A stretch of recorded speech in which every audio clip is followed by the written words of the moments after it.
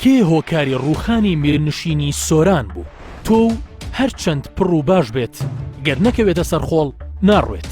پرۆژە هەرچەندە مەزن و گرنگ بێ گەر پانتاییەکەی لەبار نەبێت و زەمینە سازی بۆ نەکرێت لەناو دەچێت. چەندە گرنگە کەش لەبار بێت بۆ چاندن، هێندەش گرنگە کەشی سیاسی گونجاو بێت بۆ جوڵەی سیاسی. پرۆژەی میر محەممەد و زەمینەی ئەو کات و لێکەوتەکانی ساڵی 1813 میر محەممەد بوو بە میری میرنشینی سۆران. لەگەڵ گەیشتنی میر محەممەد بەدەسەڵات پرۆژەیەکی بەناوی چاکسازی ئەنجامدا و لە خەونی بەرفراوانکردنی دەسەڵاتەکەیدا بوو. بۆ ئەو مەبەستە چاکسازی لە هەندێک ڕووەوە کرد کە ئاکامی بەشێک لە چاکسازیەکانی بوو بە هۆی گەورەکردنی کلێنی ناوخۆ، چونکە ئەو کاتە ئابووری خەڵکی میرنشینەکە زۆر لاواز بوو.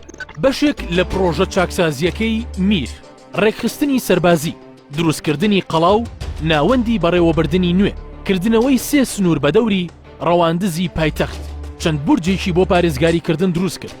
پرۆژەی بەهێزکردنی ئابووری هەبوو. لەپاڵ ئەمەدا دراوی تایبەت بە میرنشینەکەی لێدا کۆمیتەی جەنگی پێکهێنا و هەوڵەکانی بۆ فراوانکردنی سنوورەکان دەست پێکرد. سنووری فەرمانڕەوایەتی میرنشینەکە، سنووری قەڵەمڕەوی ئەم میرنشینە دەگاتە حەسەنکێف و گوندە کوردنشینەکانی ئازەربایجان، هەولێر، مەخمور، ئاڵتون کۆپری، کۆیە و دووکان. ئەو سنوور بووە لەگەڵ میرنشینی بۆتان و بابان. بەپێی هەندێک سەرچاوە دەسەڵاتەکەی تەواوی هەموو سنووری ڕۆژهەڵاتی دەوڵەتی عوسمانی دەگرتەوە. هەوڵی عوسمانیەکان بۆ کۆنتڕۆڵکردنەوەی ناوچەکان بە تایبەت لە کوردستان و بەغدا و پاشان میسر دەستی پێکرد، چونکە ئەو سێ ناوەندە بەتوندی کەوتبوونە ڕەتکردنەوەی دەسەڵاتی عوسمانیەکان. لە کوردستان میر محەممەدی ڕەواندز و لە میسر محەممەد عەلی و لە بەغداد داود پاشا توانی بیان بە یەکجاری دەسەڵاتی عوسمانیەکان لە ناوچەکانیان کۆتایی پێبهێنن. ساڵی 1831 دەسەڵاتی داود پاشا لەناو براو، دواتر بەرەو لە ناوبردننی دەسەڵاتی میر محەممەد هەنگاویاننا. چۆنیەتی کۆتایی هێنان بە دەسەڵاتی میر محەممەد. سوپای بەغداد و لیوای مووسڵ بە لەشکرێکەوە هاتن و لە دەشتی هەریر خێوەتیان هەڵدا.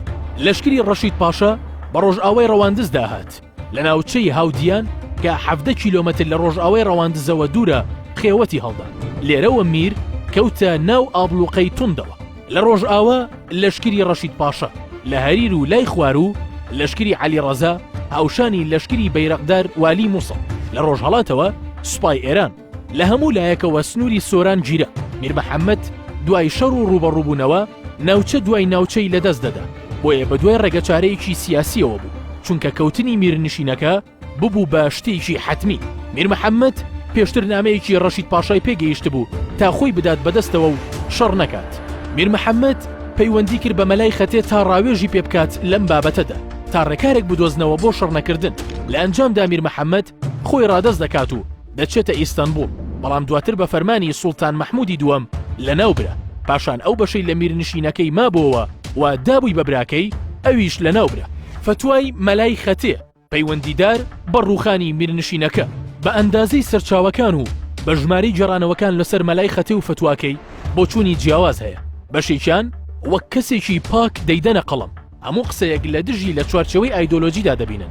لە بەرامبەردا ئەوانەی مەلای خەتێ بە هۆکاری سەرەکی ڕووخانی میر محەممەد دەبینن بەرەی لایەنگرانی بەوە تۆمەتبار دەکەن کە ئەوان وەلائیان هەیە بۆ سوڵتانی عوسمانی و لە ژێر کاریگەری و کارتێکردنی ئاینیدا.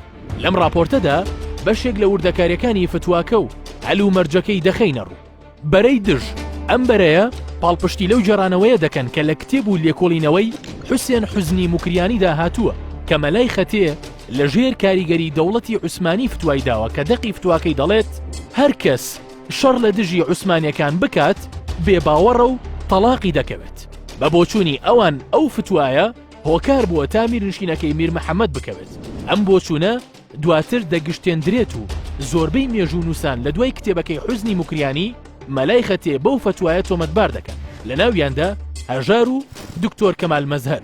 پاشان دەما و دەم هەر کەسێک خیانەتی بکردایە گوزارشتی مەلای خەتێی بۆ بەکاردەهات. بەرەی دۆست دیارترین کەسایەتی کە لەو ڕووداوەوە دەدوێت نووسەری دیاری کورد مەسعود محەممەدە.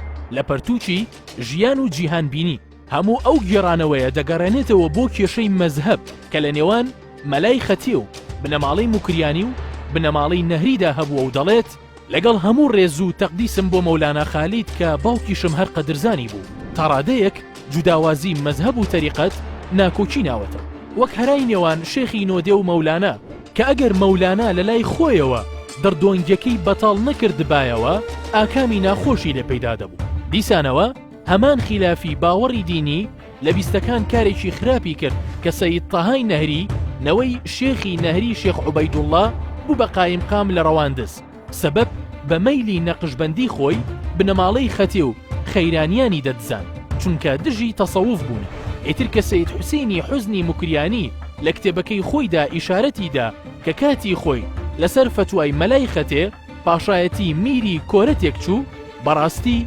دڵڕاگرتنی سەید تەهای مەبەز بوو کە لە سێبەر و تەئیدی ئەودا دەیتوانی لە ڕەواندز بمێنێتەوە و گۆڤار و کتێب بڵاو بکاتەوە بەشێکی تر لە مێژوونووسان دەڵێن دەقی فتواکە بەو جۆرە بووە بە فەرمانی میرەوە بۆ بەرژەوەندی سۆران ئەوە فتواماندا بەڕاگرتنی شەڕ لە نێوان سۆران و سوپای عوسمانیدا مەمدوح مزوری مێژوونووس دەڵێت فتواکە لەسەر داوای میر مەحەممەد خۆی بووە بەپێی هەندێک سەرچاوە و کەسایەتی محەممەد کوڕی مەلا شێخ تەهای بالیسانی لەگەڵ ئەوەی لە تەریقەتی نەقشبەندی بوو نایاری بیرروڕای مەلای خەتێ بوو دەڵێت مەلای خەتێ پێی خواردانە ناوە بەڵکو کتێبەکەی حوسێن حوزنی موکریانی ئەمەی دروست کرد تا ئێستا بەپێی سەرچاوەکانی عوسمانی و بەریتانی لە هیچ کوێ دەقی فتواکەبوونی نییە بەڵام بەپێی سەرچاوە بەریتانیەکان بەڵێن و ڕێکەوتنی نێوان میر مەحەممەد و ڕەشید پاشا هۆکارێک بوو تا میر مەحەممەد بچێتە ئیستانبول مێژوونووسی کورد ئەمین زەکی بەک لەسەر لە ناوچوونی میر مەحەممەد دەڵێت لە کاتی گەڕانەوەی میر مەحەممەد لەسەر ئەو ڕێکەوتنەی کە کراوە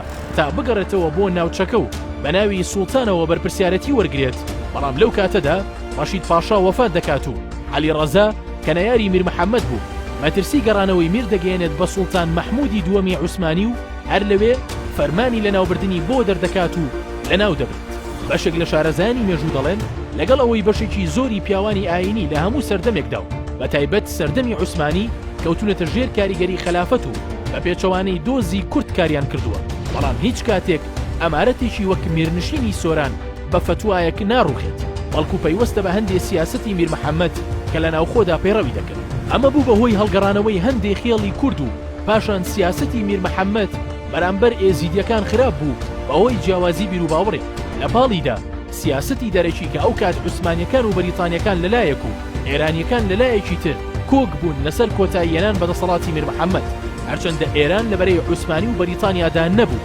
بەڵام بەوەی یەرشەکانی میر مەحەممەد بۆ سەر ناوچەکانی لاجان و موکریان کردی بە نەیاری خۆی و لە ئەنجامدا میرنشینەکە وەک باقی میرنشینەکانی تر کەوت.